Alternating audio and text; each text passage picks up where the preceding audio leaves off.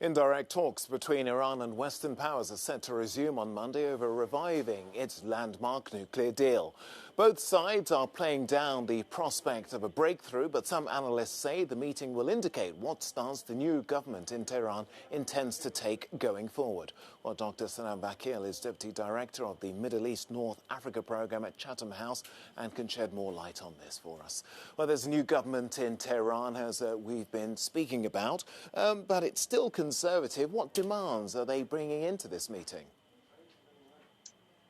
The principal demands are two. First of all, they'd like all of the sanctions that have been imposed on Iran since the U.S. withdrew from the nuclear agreement in 2019 removed.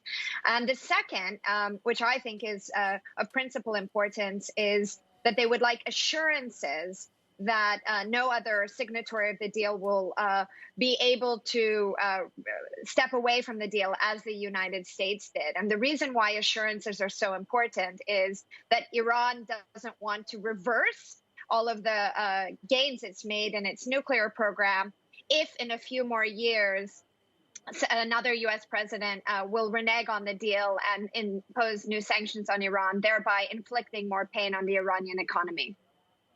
Many people expected the US President Joe Biden to rapidly sign up to a deal or strike a deal with the previous Iranian government, which was perhaps more moderate. But in fact, he's doubled down rather than sort of backing off with new sanctions. What is the United States looking to get out of this?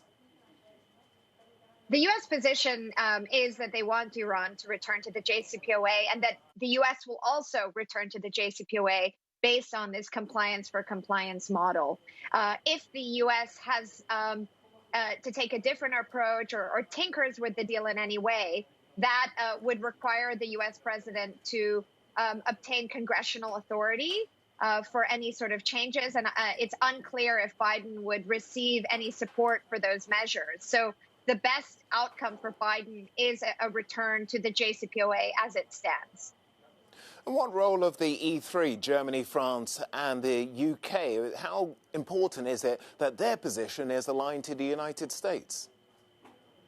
Well, they are, in theory, aligned with the United States. But I think tactically, Europe and the UK have much more of a security approach to the JCPOA. They're closer in proximity to the Middle East, and they're very much caught in the middle between this stalemate between Tehran and Washington.